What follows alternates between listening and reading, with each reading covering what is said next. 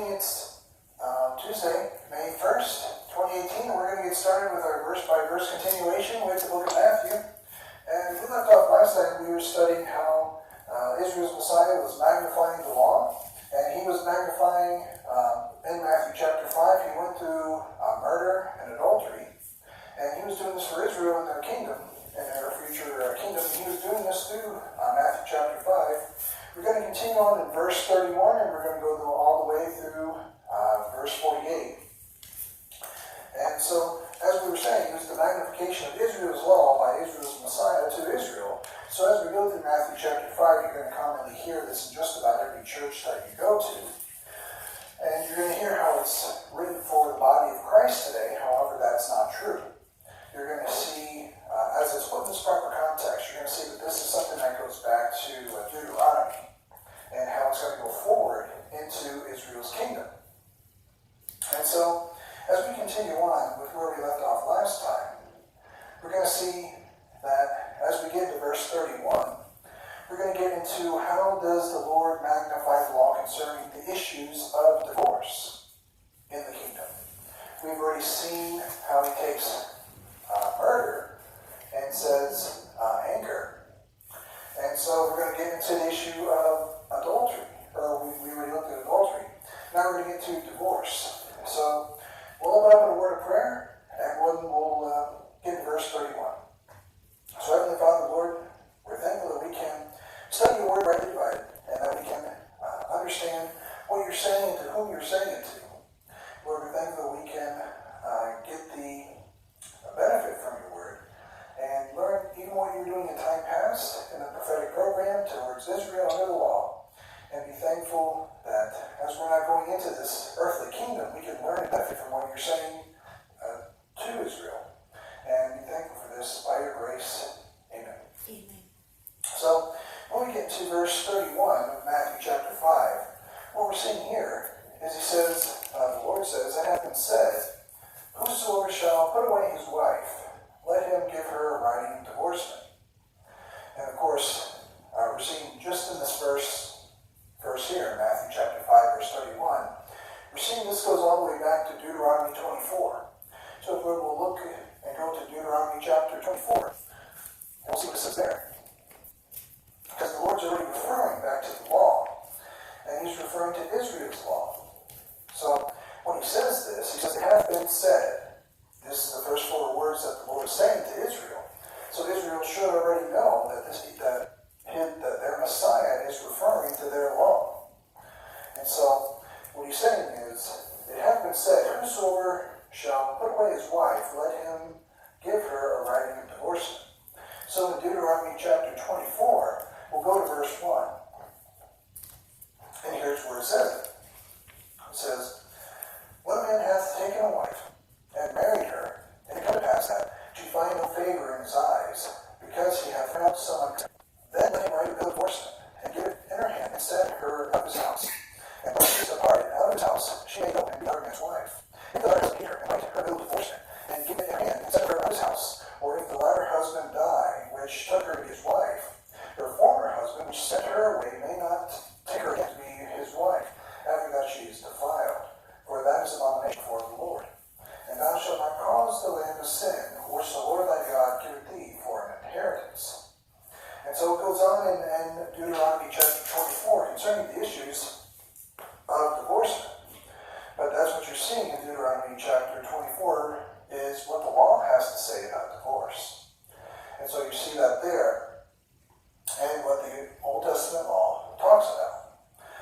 And that's exactly what the Lord says in Matthew chapter 5, verse 31. He says, "It hath been said, whosoever shall put away his wife, let him give her a divorcement." Verse 32 goes on to say, "But I say unto you, that whosoever shall put away his wife, save for the cause of fornication, causeth her to commit adultery, and whosoever shall marry her that is divorced committeth adultery." So what the Lord's doing here is he's saying, the law says this. The law says that there's ability for divorce. And you can find that in Deuteronomy chapter 24. Or you can find that in Deuteronomy is what he's saying to Israel. And the Lord's saying to Israel, "But I say unto you," so he's raising the bar on issue of divorce. But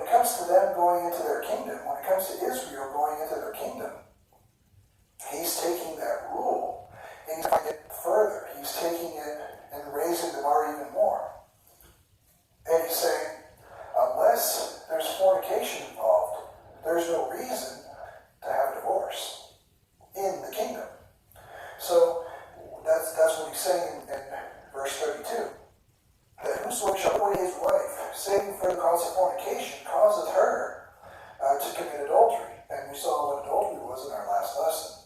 And whosoever shall marry her that is divorced committeth adultery. So, what he's saying is in the kingdom, you're going to have to work things out, save for the cause of fornication. So, as we see in society today, there's all sorts of different things. People have just because they don't like each other anymore, or they choose to not like this, or they just don't want this, or you're just not being into a marriage anymore. They just don't want to. And so they can be hard-hearted and have a divorce. And the Lord's saying, well, I'm raising the bar to the point, well, even though it says in Deuteronomy 24, you can have a divorce. In the kingdom, you have to work things out, save for the cause of fornication. So in the kingdom, there is going to be no rampant divorce, no rampant divorce rate. You've got to work things out, provided you're a Jew who's married. So it's going to be a case where everyone has to work it out in the kingdom. So you see that there. That's in verse 31 and 32 concerning divorce. So he's raising the bar for Israel. And that's going to cause them to want to have that New Testament heart that the Lord always talks about in Jeremiah 31:31 through 34. So, and then going into verse 33, he says, again, ye have heard that it hath been said by them of old time, thou shalt not forswear thyself, but thou shalt perform unto the Lord thine oaths. And so, for that, we're seeing the Lord going into a different topic now. He's going to be talking about the issue of making oaths. And so the Pharisees and Sadducees do this a lot. They would talk about making oaths and swearing vows. And so this is an issue coming up a lot where the Pharisees and the Sadducees, all the false teachers, would tell the Jews to swear a lot by oaths and swear a lot of vows. And they would always spin it to make it work on their behalf. And there would be a lot of false swearing and a false vowing. And the vows really wouldn't mean much. So for that, if we look back at Deuteronomy chapter 23, Deuteronomy chapter 23, and let's see if we can find a good spot for this. I'm trying to find a good vow, or good lesson to check out.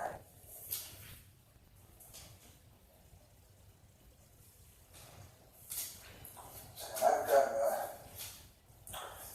here, let's see. No, that's not what I was looking to find. But they have different vows. I'm trying to find a good one in 23. If you look at Deuteronomy 23, verse 22, actually in verse 21, and Deuteronomy 23, verse 21, that's what I'm trying to get at. Deuteronomy 23, verse 21. It says, when thou shalt vow a vow unto the Lord thy God, thou shalt not slack to pay it. For the Lord thy God will surely require it of thee, and that would be sin in thee. But if thou shalt forbear to vow, it shall be no sin in thee. And that which is gone out of thy lips, thou shalt keep and perform, even a freewill offering, according as thou hast vowed unto the Lord thy God, which thou hast promised with thy mouth. And so, what you're seeing in Deuteronomy 23 is whatever you vow, whatever your promise is, whatever your oath is, make sure you follow up on what you're saying you're going to do. Because the Pharisees and the Sadducees would always vow to do something, and they would spin it around and say, well, we said this, but we didn't really mean it. And we said this, but now it's your issue. You know about this in Matthew chapter 20, the Lord rebukes them. It says that you put burdens on people and you just don't do it. And so the Lord would always rebuke the Pharisees for putting false oaths, and they would make oaths and swear oaths that they wouldn't uphold. And so the Lord is saying this, that in the kingdom there's going to be none of that. And he says this to Israel as he raises the bar on Deuteronomy chapter 23. He just raised the bar on Deuteronomy chapter 24. So on all of the law, he's saying it's not that you're just going to try to do it, and if you fail it, that's too bad. He's raising the bar to say, with this New Testament heart you're going to get from what you read in Jeremiah 31:31, you're obligated to not only do all of it, but we're going to raise up to what you're going to be doing it all the time. It's what's right in your heart that you're going to perform on. And so, we'll see that in verse 33. He says, again, ye have heard that it hath been said by them of old time, and that's them concerning the law, the Old Testament law. Thou shalt not forswear thyself, but perform unto the Lord thine oaths. That's Deuteronomy 23. He says, but I say unto you, swear not at all, neither by heaven, for it is God's throne. And we know that from Psalm 24, and we can see that in there. And it says, nor by the earth, for it is his footstool, neither by Jerusalem, for it is the city of the king. So, we'll see this come up again, not only here in Matthew chapter 5, where he's teaching Israel, uphold your oaths or don't make any oaths at all. But if you turn to the book of James, you'll see where James is continuing on this lesson. James chapter 5. We'll go there real quick. James chapter 5 and verse 12. And the book of James chapter 5. We'll look at verse 12.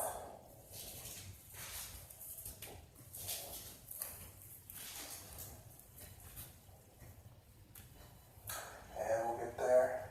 And what you're going to see is almost the exact words we just read a second ago.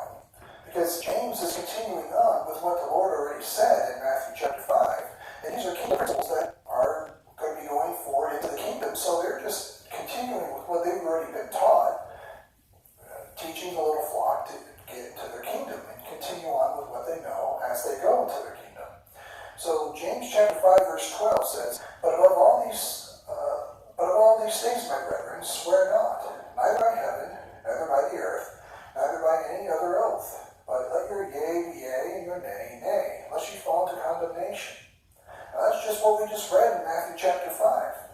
And that's just because James is teaching the same people the Lord was teaching, which is Israel. So a lot of times you'll get the debate about, for people who don't know, who don't rightly divide, they'll say, well, James is written to us. And they'll say, well, no, it's, Matthew is written to us. And you get that debate, people who don't rightly divide. You can take them to this and say, well, Matthew 5 is saying the same things that James 5 is saying. And that's because they're both written in Israel. And it's the same group is there. And when you show them that James chapter 1 verse 1 is written to the 12 tribes of Israel, and then you show Matthew chapter 5, and you show them pretty much anything in Matthew, you show them that's written to Israel. And you compare two books, and there should be, and I say should in quotation marks, there should be something where they start to see that James written to the Jews, Matthew's written to the Jews, James says with vows or oaths. Matthew chapter 5 says not to swear with vows or oaths, because they're both going into the kingdom in the ages to come. And so you'll see this correlation. I say should, but there's an denominational rights on a lot of people. So, go back to Matthew chapter 5. That's just one to show what's there. So, see there it says in Matthew chapter 5, going back to verse 34, it says, But I say, swear not at all, neither by heaven, for it is God's throne, neither by the earth, for it is his footstool, neither by Jerusalem, for it is the city of the great king. And then he continues on. So he's saying, don't swear by Jerusalem, don't swear by the earth, don't swear by heaven, because all these things belong to God. And we know that that's the plan and purpose for the prophetic kingdom is especially concerning earth, God's footstool. That's concerning the earth. So we see that there in verse 35. And so we see in verse 36, Neither shalt thou swear by thy head, because thou canst make one hair white or black. And he says in verse 37, he says,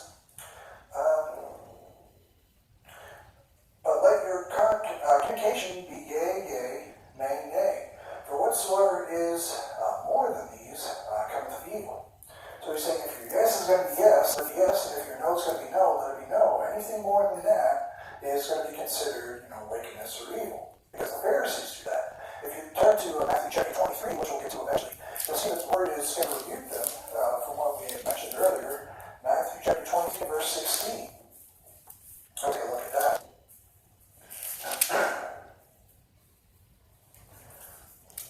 And so you'll see an example of false oaths and people making false vows. It will be the Pharisees and Sadducees. And so the Lord comes up and really lets them have it. That's Matthew chapter 23 and verse 16. And he says, Woe unto you, ye blind guides, which say, Whosoever shall swear by the temple, it is nothing. But whosoever shall swear by the gold of the temple, he is a debtor.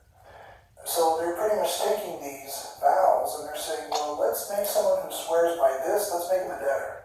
And whoever swears by this, well, that's okay. So they're pretty much angling the vows to however they want to twist it. They're twisting things up however they want to make it work.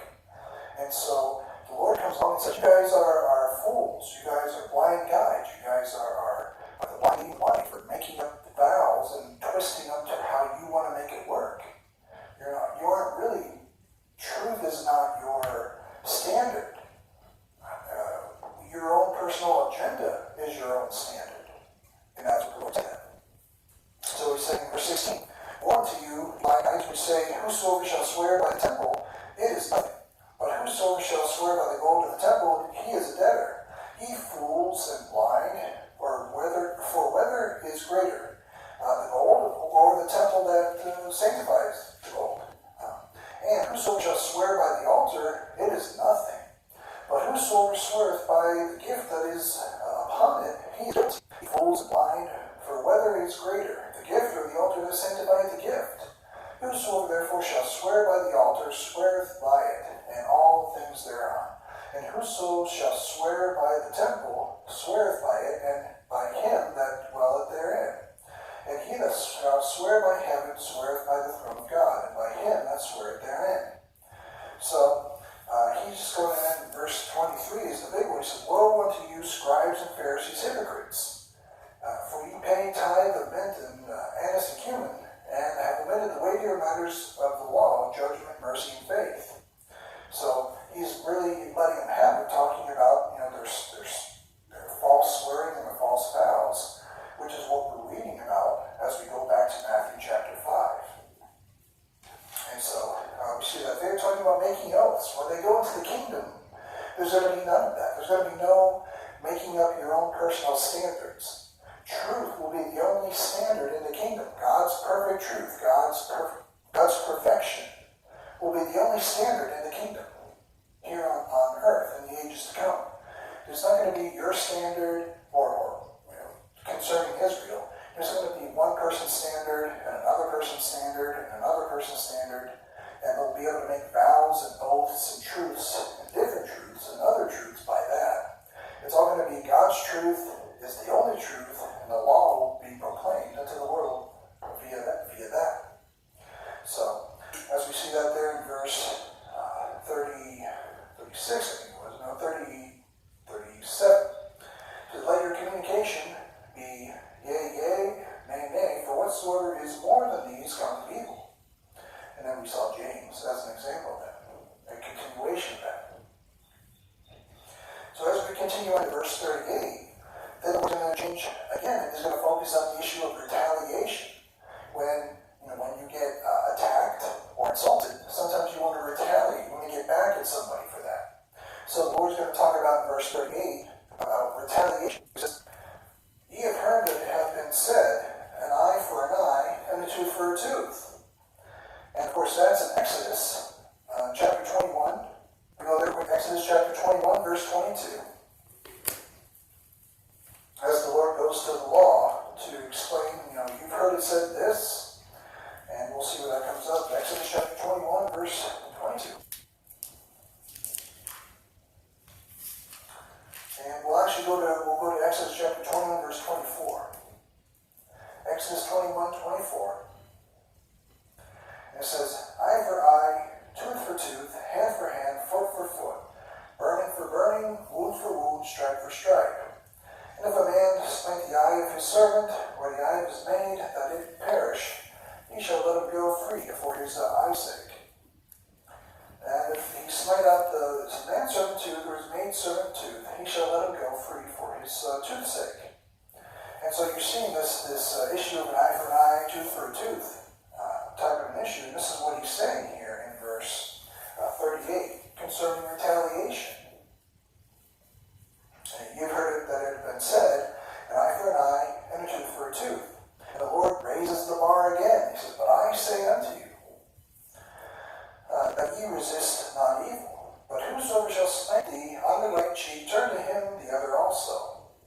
And so this goes on concerning this as well. Now we have to remember, this is all concerning issues of the kingdom. A lot of churches today like to make this you and me and everyone else that that you can't defend yourself. Matthew chapter 5 applies to you, so it's not good to have enemies today. But what you're seeing is that when you go and you proclaim truth, and when you go out there and you give Paul's gospel, and you rightly divide the word of truth, you'll make enemies whether you want to or not. It's just the way things are. When you go and you give the gospel, and every other church in town believes another gospel, a false gospel, and people who don't like the Bible in the first place, who don't belong to a church, don't like the Bible, and it's up to us to give the light of the glorious gospel of Christ, you may be making enemies, whether you want to or not. And it's not up to you to retaliate, but it is up to you to give the gospel. And so Matthew chapter 5 is not anything that applies to you.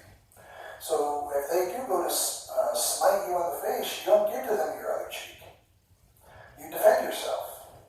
And you do what you have to do to make sure you don't go out there to make enemies, but you don't go out there to start a fight either. But you can defend yourself as needed. So you see that there in verse 39. So, but I say unto you that ye resist not evil, but whosoever shall smite thee on the right cheek, turn to him the other also.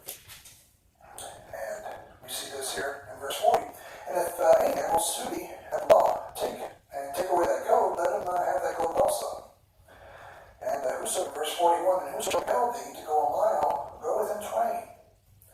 And so this is going to be Israel in the tribulation. And the tribulation, Israel's going to be surrounded by enemies. You can read all about their enemies in Psalm 83. But they're going to be surrounded by enemies. Enemies are going to try to soothe and hurt them and strike them and cause injury to them. And so we're saying to pretty much go with it because you're going to be surrounded in the tribulation by enemies. They're going to be serving the Antichrist. They're going to be getting back to peace. And you're going to be surrounded by enemies. The flock, you're going to be surrounded. So here's how you survive it. If you're going to survive it, here's how you get through it. Here is the instructions for getting through this time period in a proper way. Or at least doing what you need to do to get through it. So, that's Israel in the tribulation. And then if we look at Deuteronomy chapter 32, verse 35, this is concerning the Song of Moses. The Song of Moses, Deuteronomy chapter 32, also talks about the same thing. So look at Deuteronomy chapter 32 and verse 35.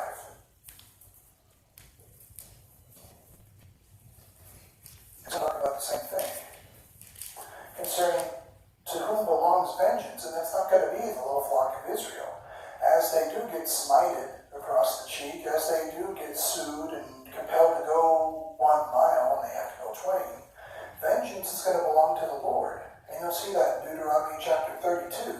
And dropping into verse 35, the Lord says, to me belongeth vengeance and recompense. Their foot shall slide in due time, for the day of their calamity is at hand, and the things that shall come on them make haste. The Lord shall judge his people and ransom his servants, when he seeth that their power is gone, and they're shut up or left. And just like the gods, the Lord that rock in whom they trusted, which did eat the fat of their sacrifices and drank the wine of their drink offerings. Let them rise up and help you and be your protection. And so you'll see this take place concerning the little flock and the tribulation. And this will occur, and God will be their vengeance at that time while they follow these instructions to get through that time period. So, we see this take place in verse 40, in Matthew chapter 5. And so we see this in verse 40 and 41. Verse 42, what we see here is you're going to see, give to him that asketh thee, and from him that would borrow thee, turn not thou away.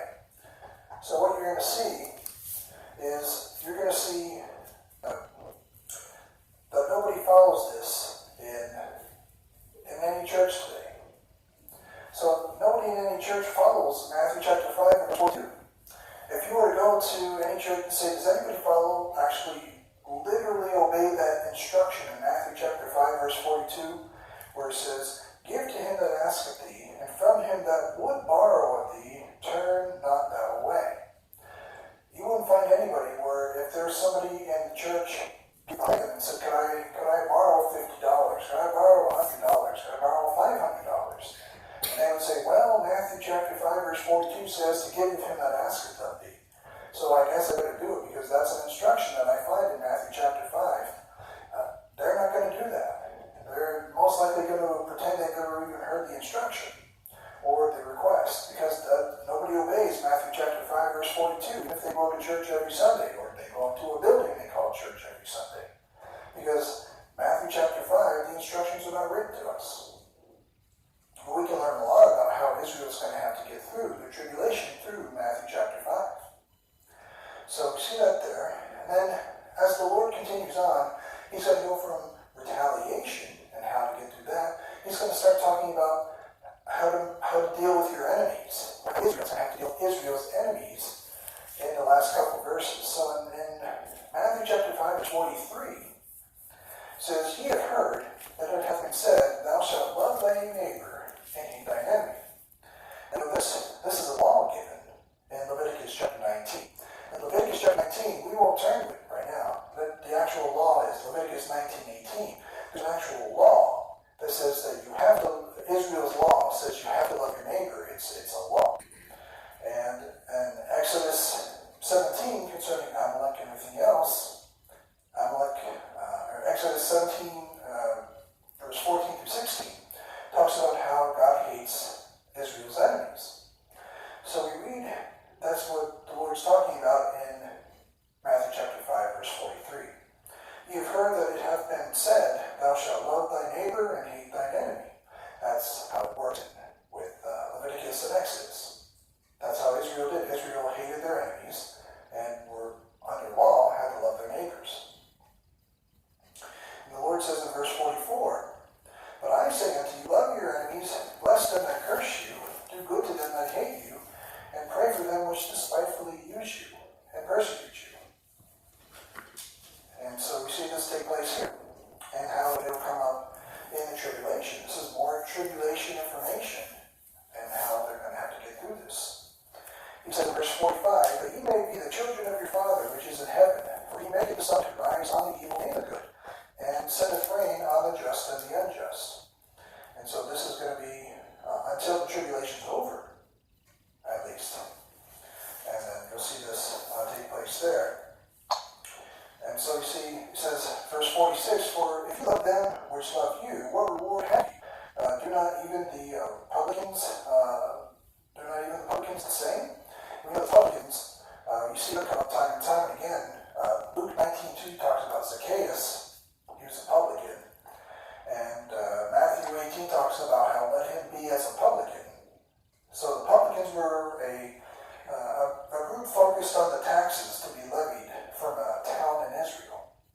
So they were a group focused on taxes.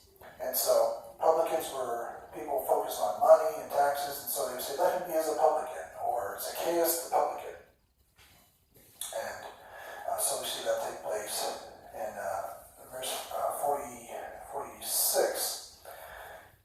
And so he says, do not even the publicans the same? And so verse 47 talks about how he says, And if ye salute your brethren only, what do ye more than others? Do not even the publicans so? So they go on again talking about these publicans, how Israel, the bar of righteousness needs to be raised more for the with the New Testament written in their hearts than it does for the Pharisees and the Sadducees, for unbelieving Israel, for the publicans, for any other group that's out there, because you're going to be going out there into the world, to all the Gentiles, to see them saved with the gospel of the kingdom. And so that means that they're going to have to be doing more than all the groups that are surrounded around them, including the publicans. So that's what he's telling them in there. And so that actually goes back to what we read a couple weeks ago in Matthew chapter 5, verse 9, about blessed are the peacemakers. And so you see that blessed are peacemakers, Matthew chapter 5, verse 9. And so getting into Matthew chapter 5 and verse 48, and then we'll stop here for tonight. He says, Be therefore perfect, even as your Father which is in heaven is perfect. So what you're seeing there is the Lord is saying to them that essentially the bar is being raised so high that he says, Be ye perfect, even as your heavenly Father is perfect. So that's, and as you read that literally, if you're not rightly dividing scriptures and you're reading that and you're thinking that's you're going to read that and you're going to say, you're either going to make something up to where you're going to try to make yourself perfect, or you're going to read it and you're going to try to just forget that you read that and say, well, nobody's perfect. How can anybody be perfect? Or you're going to read the scriptures and try to figure out a way to make yourself perfect and you're going to ignore your own truth that you're not perfect. But what you're seeing here is he's saying, be ye therefore perfect, even as your Father which is in heaven is perfect. And for that, you can see this in James chapter 1, verse 4. Look at James chapter 1, verse 4. We'll see an example of this. Let's go back to the book of James, because we were there before. And let's see if we got a good example we can look at from James. And what we'll see there, it's going to be talking about perfect works and that they may be perfect, because James is going to continue on with what we're reading in Matthew chapter 5, just like he did in James chapter 5, verse 12. What we're going to see in James chapter 1, verse 4, he's going to say, but let patience have her perfect work, that ye may be perfect and entire, wanting nothing. So James is saying the same thing, that you, Israel, may be perfect. And it's the same thing that lines up with Matthew chapter 5, verse 48, saying, be ye therefore perfect, even as your Father which is in heaven is perfect. Speaking to Israel. And so, he's telling them that no one can do that. Especially under the law. The law just keeps showing them their sin. The law keeps showing them they're sinners. And they can obey the law 613 points of law, nobody can obey that. So, especially under the Old Testament law, it's going to keep showing them, Israel, you're not making it. Israel, you're not making it. So, they want this thing want to be in the kingdom. Is going to want that New Testament law, the New Testament righteousness. The Lord, Israel's Messiah will give to Israel through Jeremiah 31 to 34. And so, Israel's Messiah raises the bar so high that the little flock should be at this point begging for their New Testament. So, as we see the Lord magnify these laws, these points about how the kingdom's going to be like, and how that New Testament heart is the only way that they're going to be able to supernaturally obey everything to this higher standard that is even higher than the law. Because it takes the law and says, well, it's written here in the law that it's going to be this way, but taking it even 10 steps higher, if not 100 steps higher than what the law says. The only way to do it is going to be through the New Testament. And so Israel's going to need to get that New Testament righteousness, and that's going to be only through Israel's Messiah. And that's Jesus Christ, who's on the scene, teaching right in there. So with that, we'll stop here for tonight, and we'll pick up next week. We'll get into Matthew chapter 6. So with that, we'll close for tonight. We'll close here, and we'll go into Matthew chapter 6 next week.